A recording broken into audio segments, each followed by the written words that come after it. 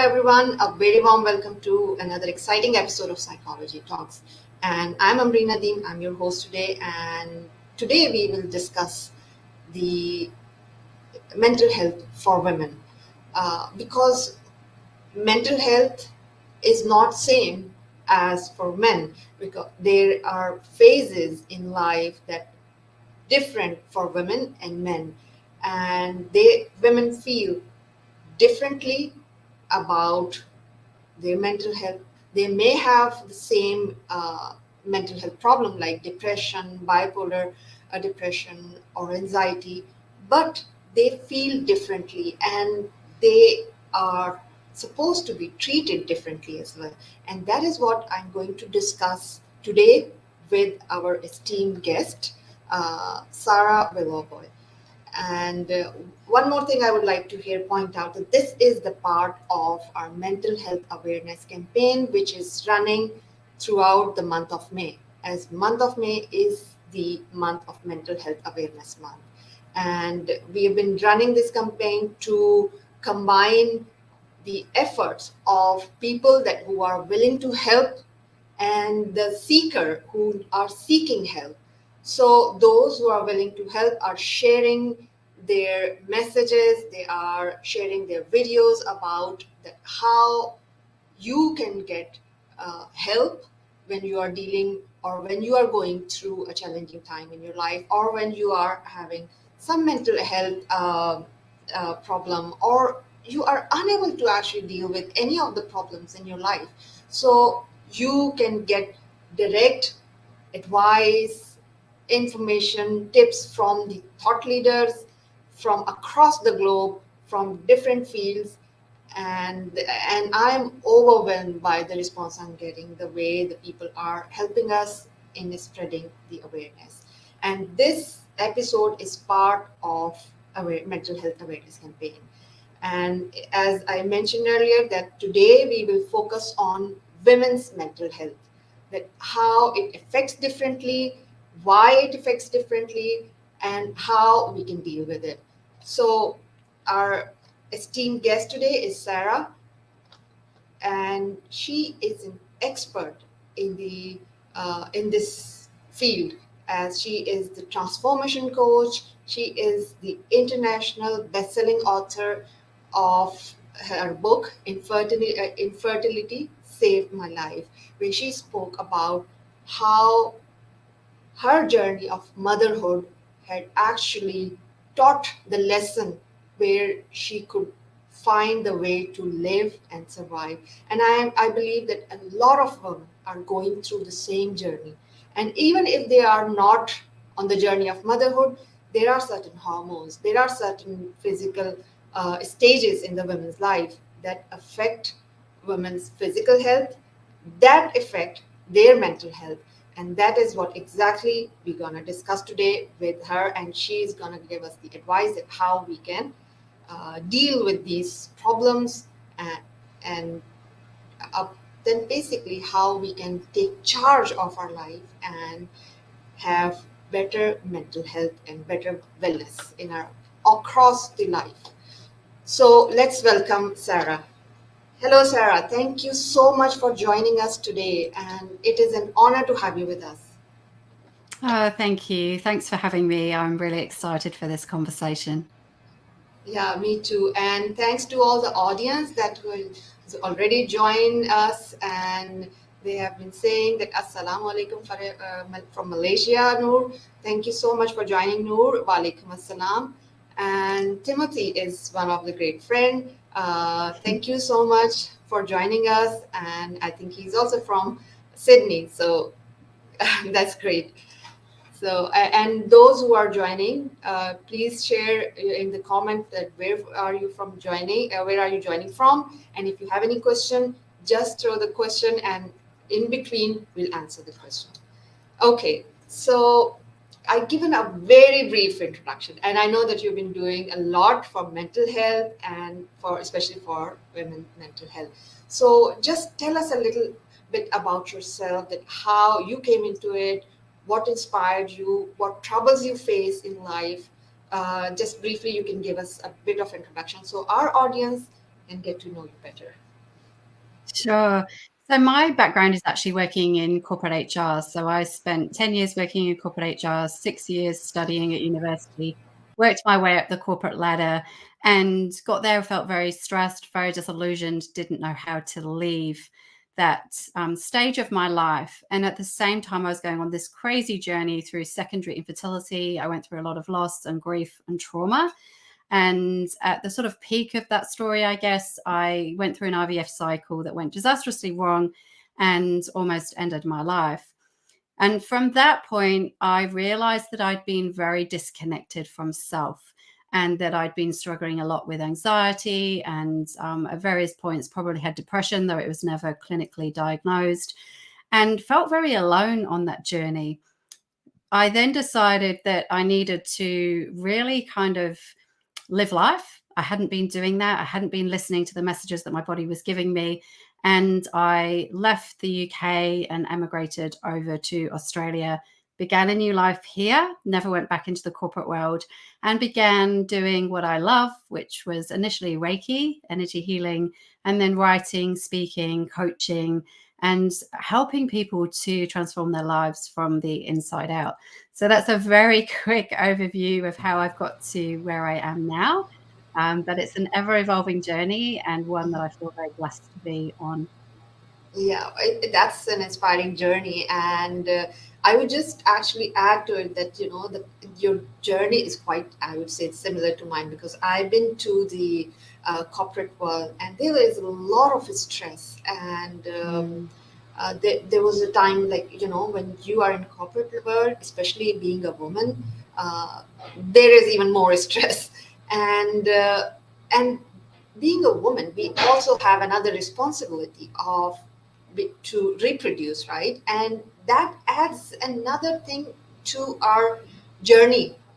And that's what exactly where I face, especially when I was there, and of course when I got married, and I was like for 3 years I couldn't conceive. I was just hoping that I would, but the thing is that the only thing that was stopping was the stress from the corporate world. And that point in time, we don't understand what's going on, and like we actually get into that cycle.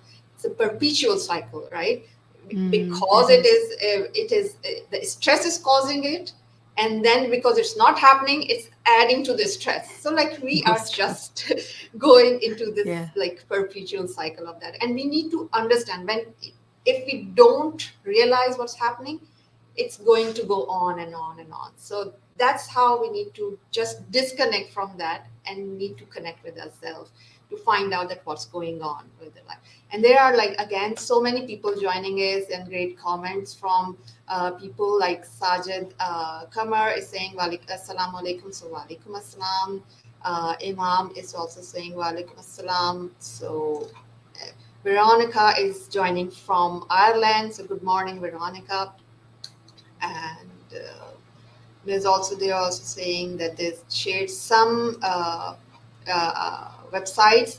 Thanks, this is a good learning session. Yes, indeed, and I'm going to learn a lot from Sarah. And she's also sharing that she's a founder of the White Rose Peace Walk. And Sunday, 10 September, Amal Women's Association, Dublin. So please, whoever is in Dublin, please share Veronica or Verona.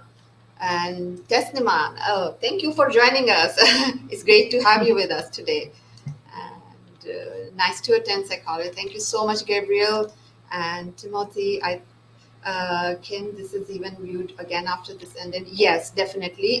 If somebody is unable to join live, they can actually view it after this on my profile. It is live on like YouTube, Facebook, Twitter, and LinkedIn. So even if you miss the live, you can just go to profile and share it. So coming back to the discussion, what do you think that how it affects mental health women differently, and how do women actually realize that what's happening to it? Because as you mentioned that you've been through the stress and depression in the corporate world, and as I also gone through this, and I didn't know what's happening. And if we don't know what's happening, we won't be able to take charge. So just share with us that what are the signs that we need to take care of, or we need to give more importance to realize that what's happening, or is it damaging our mental health? I think what a lot of women go through, I mean, we throughout our lives, we have a lot of hormonal changes that impact us constantly. But I think that for me, when I look back at my journey, I realized that I was very disconnected from myself and I had got lost in all the roles that I was trying to play, you know, mother, daughter, wife, friend, neighbor, employee. And in amongst all of that, I wasn't actually listening to the messages that my body was giving me, which was telling me that I needed to slow down, that I needed to listen to. I was going through a lot of anxiety, and I didn't understand at the time that that was just my body's way of saying, "Hey, there's something not quite right here." And for me, that was that I needed to leave the corporate world, but I wasn't brave enough to do that. And I think one thing that really helped me was when I learned the power of my breath and I started to do meditation. And I started to realize that despite all the stress that was going on in my life, I could find moments of peace and I could find moments of stillness in amongst the craziness in my journey. So I think for me, when we can find those little ways of getting still, we can start to connect deeply with who we are and start to hear the messages and all the answers that lie deep inside to every challenge that we face, no matter what that is, whether that's going through a journey to have children or whether it's grief or relationship issues, whatever it is. The other thing that was really transformative for me that helped me to get still was actually going out into nature and connecting with Mother Earth. And I think it's something that's really beautiful. It's free. It's on our doorstep for most of us in some capacity. And if we can't go outdoors, we can always bring plants and nature inside. And when I started to do those two things, that was when I realized how deeply stressed I had become and how much my body was in this survival mode and I was nowhere near to thriving.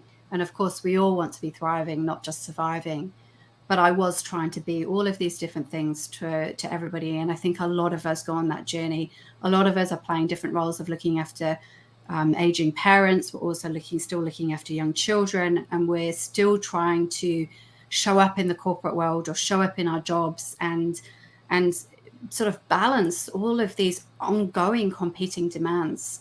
But everything that we need lies within. And if people hear only one message today, it's that when we have the ability to get still, we really can navigate through everything that we face with a lot more ease and grace.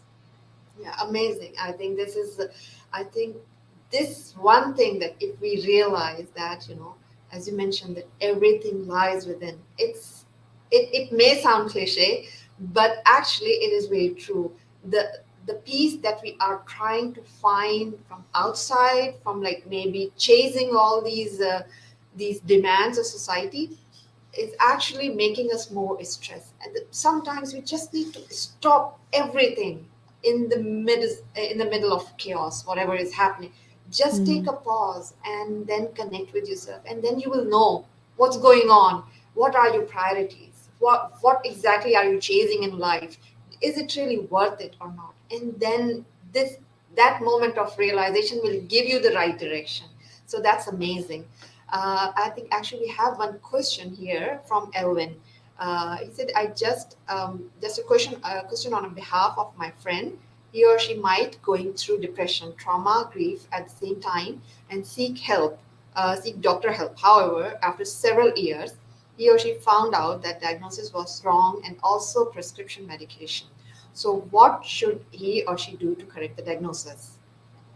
So, I think I think there's definitely a place for prescription medication, and I know Gabby Bernstein talks about that. She was a very strong advocate of doing the work and not relying on prescription medication, and then she went through her own mental health issues, and that literally saved her life. So I just want to caveat what I'm going to say next with that. For me, I think there's lots of other things that that we can do on a sort of more natural level to be able to start to heal ourselves, whether that's seeking alternative therapy, as I've already mentioned, going out into nature. I work for a wellness company, and we have beautiful natural products that can support mental wellness and physical wellness, because those two things are obviously connected. One of the things that I learned on my journey was the power of this mind, body, spirit connection. And when one of those things is out of balance, then they're all, you know, out of balance. And we can't look at those things in isolation. So I think just in terms of support for your friend, I would encourage perhaps grief counselling if they have gone through grief. That is something that I definitely recommend to my clients, because grief counselling is more specific than other forms of counselling. And we really just need to learn how to tune into our emotions and how to release them, because we hold so much in. And that's what causes us a lot of physical and mental issues. But when we learn how to let go, then we can start to work with our emotions and see them as clues to what's really going on for us, and use that to navigate through our life a little bit easier. Yeah, I think you give the answer to Alvin. I'll just add to it that, as you mentioned, that it's better to consult a grief counselor. And this one thing that I want to highlight, that a lot of people, I often see in them that they are going through physical symptoms or physical ailments, but like doctors cannot find out what's going on. And that is the time that you need to know that, okay, if physical or these doctors can physicians are not able to find out the real cause, then there must be something else going on in your mind. And that is the time you need to consult with maybe a psychologist or professional help, or any coach, life coach, or you need to discuss with your friend, or at least you need to connect with yourself to find out what's going on. Many a times there is no cause, physical cause of whatever they are going through, and but their body is giving them sign. So like whatever you're going through in life, maybe you're having pains, maybe you're having anything related to physiology. If your doctor is unable to find out, this is the time to actually explore some other ways. Maybe you need some counseling for the mental health. Maybe you need something different from seeking the help from the same doctor. So just don't do the same mistake again and again. Try to find Mm. out the new ways that how you can do it. And as Sarah is also a Reiki master, right?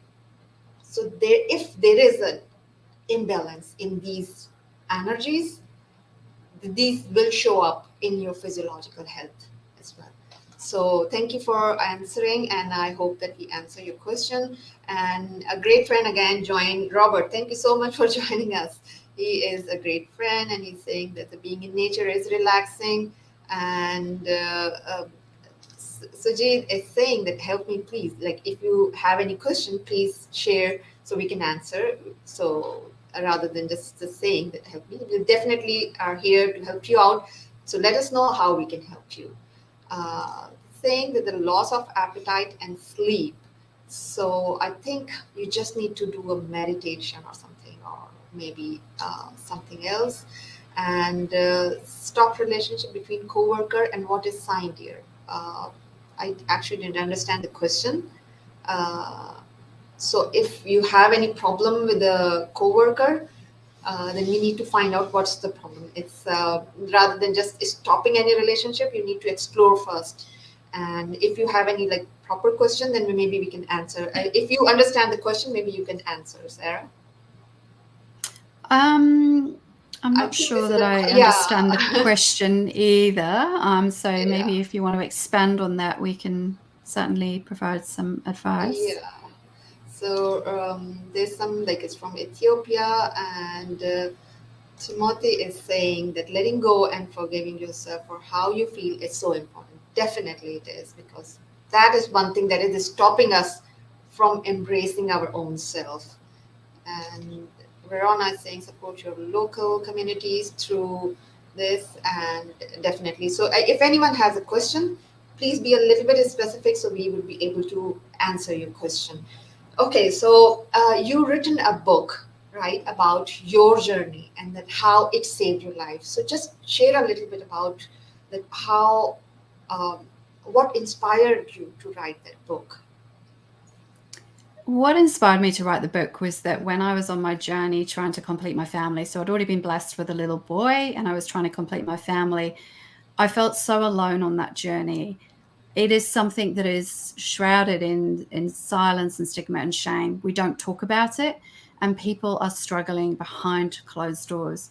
Here in Australia, 1 in 6 couples will deal with infertility, and 1 in 4 pregnancies end in miscarriage, but we don't talk about it. And I really wanted to share my story, which is one of hope and inspiration, to encourage people to start having those really difficult conversations, because it's something that is increasing and just causes a lot of grief and anxiety and depression for both partners in the relationship. So I wrote this book, Infertility Saved My Life: Healing PCOS from the Inside Out. The first part of the book is my story, my journey through secondary infertility. And the second part is all the tools, techniques, insight, and wisdom that helped me through those really challenging years. And a lot of people that have read the book who haven't even gone through infertility or miscarriage or anything sort of baby related have said that it's a book that is actually supportive for everybody. So I was really pleased to hear that there's takeaways in there that people can apply to their life, regardless of whether they're on that journey to parenthood.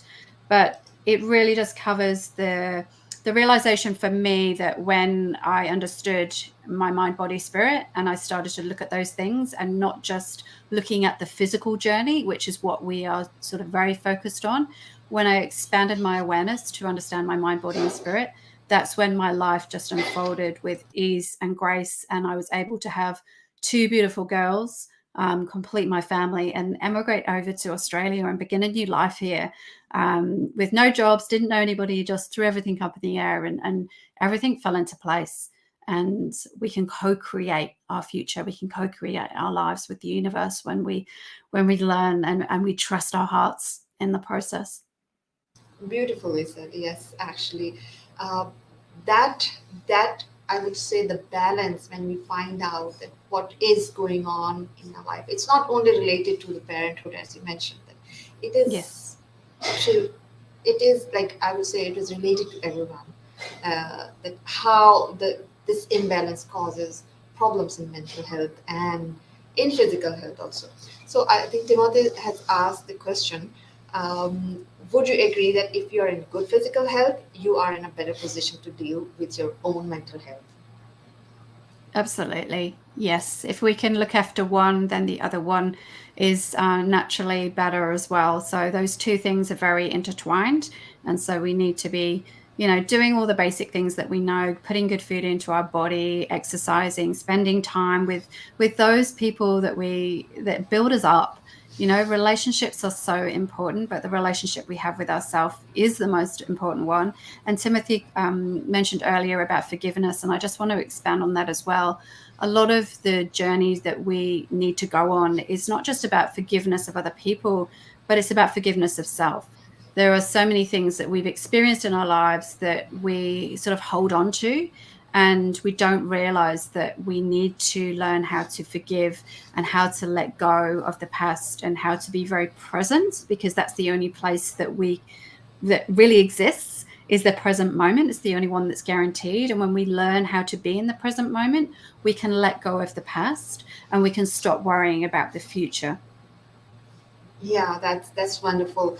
And I know this is kind of again like having a good physical health leads to a good mental health. But if you don't have a good mental health, you would also have a bad physical health. So it's kind of Exactly. again, as you mentioned earlier, a balance between all these energies. You know that like your soul, mind, body, everything needs certain amount of energy, attention, and the way we actually allocate our attention to each aspect actually creates a harmony. And when we are in harmony, the state of harmony, that is exactly the time when we feel at the peace. That's the exactly mental peace we achieve. Mm. Anything, any disbalance, I would say a little bit, if we are focusing more on just physical health, ignoring mental health, then it's going to affect the all aspect also. So this again, finding the balance is the key, I would say. Yes. So I would also want to ask that, as we were discussing in the beginning, that there are certain aspect of, I would say, mental health problem that affects women differently. So could you shed some highlights on that, that how women problem, especially in reference to the mental health, could be different from men? I think women are maybe more open in terms of discussing their mental health issues than men. Certainly, the men that I work with, it does take quite a lot for them to open up and to understand what they're going through and actually ask for help. So I think women are better at talking maybe to friends and to family and to sharing. But I think also we maybe don't talk soon enough, and we do try to be, as I mentioned earlier, all things to all people, and we focus so much of ourselves on others and giving so much of ourselves to other people that we give to ourselves last, Yeah, because we have been raised to step into this role of carer from such a young age. And so I think that's where we're maybe different from men. Men step into the role of provider, um, yeah, and don't talk as much. Women step into the role of caring, but forget about themselves on that journey. So that's what I experience with my clients. And I think a lot of women that come to see me, they're really kind of at the end of their tether, so to speak. They're really kind of quite desperate when they come, and they don't necessarily recognize how much they've actually been dealing with. And when I sit down with them, the trauma and all the experiences that they've had, they've just kind of come to a place of acceptance of, oh, well, this is just how it is, and everybody does that, don't they? And it's not until we start to unpack it that they realize actually they've been dealing with so much, and it's okay to now take time for themselves and actually nurture the most important relationship. That relationship with self is the only one that is guaranteed. And we are, whether we like it or not, we're stuck with us for the rest of our lives. So we really do need to try and make it the best one that it can be. absolutely. That's very true. And like in both roles, as you said, that like women are taking more of this, like being a provider, carer, or something. Oh, it's basically, and then men are in the role of provider, and that's where the problem is, that we are stuck in those roles, Mm. and we forget that we are humans, right? So, and we may have the same needs, but the thing is, we take ourselves as, like, let's say we need to care for a family, like as a woman and all, but then men take them as a, like, they need to be provider, as they need to take care of the family as being maybe the breadwinner or something. So these roles are, the I would say, the given by the society, but we need to realize that we are humans, we have souls, and this is more important to us. That, as you mentioned, just recapping what you said, that we need to take care of ourselves, be it woman or a man. This is Mm. the ultimate thing, that if you have a good connection with yourself, only then you will be able to give others, right? You would be able to add some value to your family, to whatever you're doing, even if your business, and that's how you move on. uh, I know that this we can go on and on, but I'm afraid that we are just reaching to the end of the show. So, uh, thanks to all the audience that whoever shared comments, asked question to make it more lively. But before we end the show, what one advice would you give to our audience today to to have the perfect mental health or to have a good mental well-being? Self-care is so very important, and for each of us, it looks different. For some people, self-care is sitting in front of the fire with a warm cup of tea for 5 minutes away from the family. For other people, it's going and having a bath. For other people, it's going and taking a walk every day. For other people, it's exercising. Whatever it is that fills you up, that brings you joy, do more of that.